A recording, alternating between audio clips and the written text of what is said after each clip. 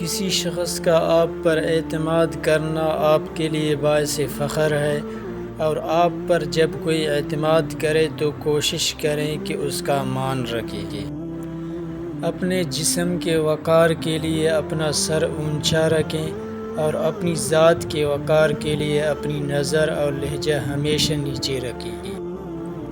اپنے غموں اور پریشانیوں کو سینے میں دفن کر دو، اگر انہیں چہرے پر سجاؤ گے تو کمزور ہو جاؤ گے۔ اگر کچھ الگ کرنا ہو تو بھیڑ سے ہٹ کر چلو، بھیڑ ہمت تو دیتی ہے پر شناخت چھین لیتی ہے۔ ان لوگوں کے لیے کامیاب بنو جو تمہیں ناکام دیکھنا چاہتے ہیں۔ دل میں اترنے کے لیے سیڑھی نہیں بلکہ اچھے اخلاق کی ضرورت ہوتی ہے۔ زندگی کو اتنا سست مت بناؤ کہ 2 ٹکے کے لوگ کھیل کر چلے جائیں۔ زندگی کا مزہ تو تب ہے جب چاروں طرف سے لوگ تمہیں ہرانے کی کوشش میں لگے ہو اور تم بیچ میں شیر کی طرح اپنے وجود کو باقی رکھے ہوئے ہو۔ زندگی بہتر تب ہوتی ہے جب آپ خوش ہوتے ہیں، اور زندگی بہترین تب ہوتی ہے جب آپ کی وجہ سے کوئی دوسرا خوش ہوتا ہے۔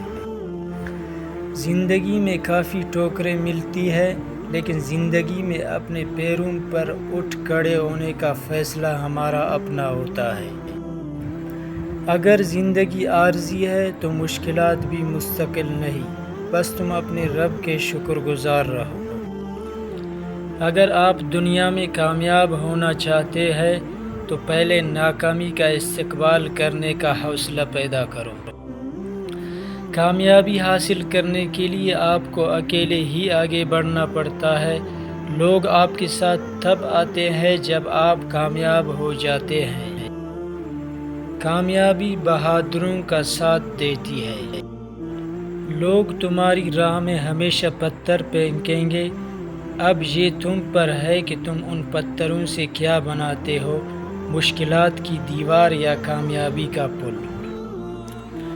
زندگی میں اس قدر تیزی سے آگے بڑھو کہ لوگوں کی برائی کے دھاگے تمہارے پیروں میں آ کر ٹوٹ جائے۔ زندگی میں جو لوگ کوشش نہیں کرتے وہ کبھی کامیاب نہیں ہوتے۔ اگر آپ کو یقین ہے کہ کامیابی محنت سے نہیں قسمت سے ملتی ہے تو آپ محنت کے لیے کبھی تیار نہیں ہوں گے، اور یہ یقین آپ کو ناکام کر دے گا۔ ہزاروں ڈگریاں لے کر علم پر دسترس پا کر چھلکتے لفظ آنکھوں سے نہ پڑھ پاؤ تو جاہل ہو۔ لوگوں کو تب فرق پڑنا شروع ہوتا ہے جب آپ کو کسی بات سے مزید کوئی فرق نہیں پڑتا۔ کوئی آئینہ کسی انسان کی اتنی اچھی تصویر نہیں دے سکتا جتنی اس کی گفتگو۔ روشنی کی امید رکھو مگر امیدوں پر زندگی مت گزار دو۔ اگر راستہ خوبصورت ہے تو معلوم کرو کہ کس منزل کو جاتا ہے، لیکن اگر منزل خوبصورت ہے تو راستے کی پرواہ نہ کرو۔ کتے بھونکتے ہیں اپنے ہونے کا احساس دلانے کے لیے، اور جنگل کا سناٹا شیر کی موجودگی بیان کرتا ہے۔